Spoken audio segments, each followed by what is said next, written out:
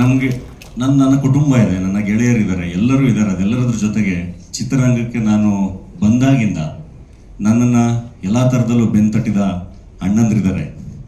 ಬೇರೆ ಬೇರೆ ಸಂದರ್ಭಗಳಲ್ಲಿ ಬೇರೆ ಬೇರೆ ಥರ ಅವರು ಬಂದು ನನ್ನ ಜೊತೆ ನಿಂತಿದ್ದಾರೆ.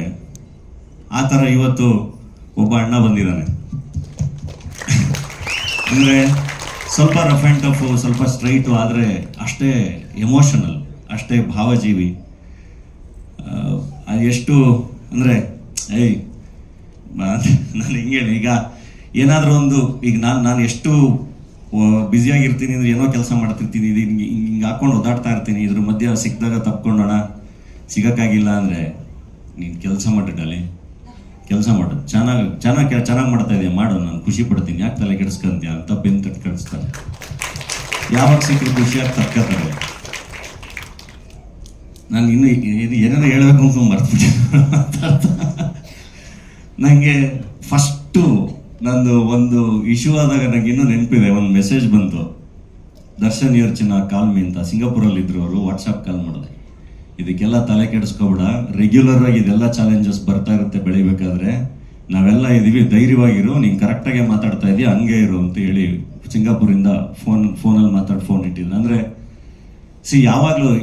ಯಾವಾಗಲೂ ಜೊತೆಗಿರಬೇಕು ಅಂತ ಏನಿಲ್ಲ ಅಲ್ಲ.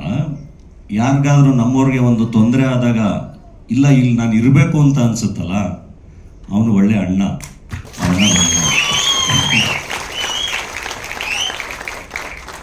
ತಗರು ಪಲ್ಯ ನಾವು ಹಿಂಗಿದೆ, ಹಿಂಗೆ ಮಾಡಬೇಕು ಅಂತ ಹೇಳಿ ನಾನು ಪ್ರೇಮಣ್ಣ ಇಬ್ಬರು ಸೆಟ್ಟಿಗೆ ಹೋದ್ವಿ.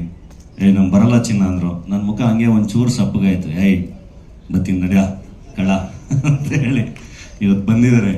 ಆ್ಯಂಡ್ ಖಂಡಿತ ಇವತ್ತು ಇಡೀ ನಮ್ಮ ತಂಡಕ್ಕೆ ಒಂದು ದೊಡ್ಡ ಶಕ್ತಿ ಬಂದಂಗಾಯ್ತು ಅವ್ರು ಬಂದಿದ್ದು. ಅದು ನಿಜಕ್ಕೂ ಖುಷಿ. ಇಡೀ ತಂಡಕ್ಕೆ ಒಂದು ಒಳ್ಳೆ ಎನರ್ಜಿ ಬಂದಿದೆ. ಆ್ಯಂಡ್ ನಿಮಗೆಲ್ಲ ಟ್ರೈಲರ್ ಕೂಡ ಇಷ್ಟ ಆಗಿದೆ ಅನ್ಕೋತೀನಿ. ಡೆಫಿನೆಟ್ಲಿ ನಾನು ಪ್ರಾಮಿಸ್ ಮಾಡ್ತೀನಿ, ನಾನು ನಟ ಆಗಿ ತುಂಬ ತಪ್ಪುಗಳು ಮಾಡಿದ್ದೀನಿ.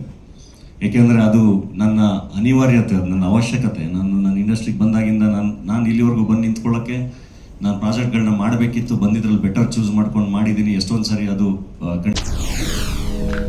SS TV ಸಿನಿಮಾ ಜಗತ್ತಿನ ಕ್ಷಣ ಕ್ಷಣದ ಸುದ್ದಿಯೊಂದಿಗೆ.